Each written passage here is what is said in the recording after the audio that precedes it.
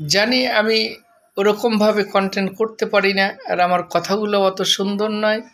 আমি চেষ্টা করি কোরআনের কথা বলার, কোরআনের দাওয়াত দেওয়ার, কলেমার দাওয়াত দেওয়ার চেষ্টা করি। তাই সব সময় আমরা চেষ্টা করব হালাল রুজি উপার্জন করার, সৎ পথে থাকার, সৎ কথা বলার, সৎ কর্ম করার। আর এর মাধ্যমেই রয়েছে কল্যাণ। আল্লাহ সুবহানাহু ওয়া তাআলা বলেছেন।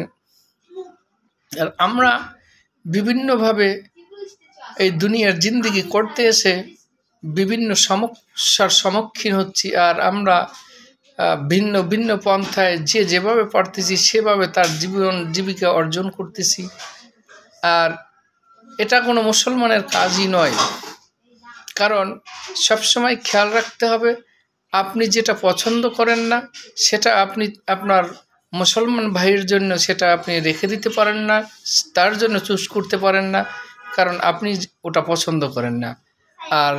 আর একটা জিনিস খেয়াল রাখতে হবে, সবসময় প্রতিটা মুসলমানের কাছে প্রতিটা মুসলমানের মান সম্মান হেফাজত থাকতে হবে, এবং এক মুসলমানের কাছে আর এক মুসলমান হেফাজত থাকতে হবে। তার বিন্দুমাত্রা যাতে ত্রুটি না হয়, এটাই হচ্ছে মুসলমানের ধর্ম, এটাই হচ্ছে মুসলমানের পরিচয়। কারণ আপনি যদি পূর্ববর্তী নবী রাসূলের জিন্দেগিতে যান, বাদশাহ ওমরের জিন্দেগিতে যান, বাদশাহ ওমর আল্লাহ সুবহানাহু ওয়া তাআলা তাকে বাদশাহ বানিয়েছিলেন, এবং তিনি রাতের অন্ধকারে আটার বস্তা মাথায় নিয়ে তিনি তার রাজ্যের প্রজাদের বাসায় উপস্থিত হয়েছিলেন। তিনিও তো বাদশাহ ছিলেন। আর আমরা এই দুনিয়ায়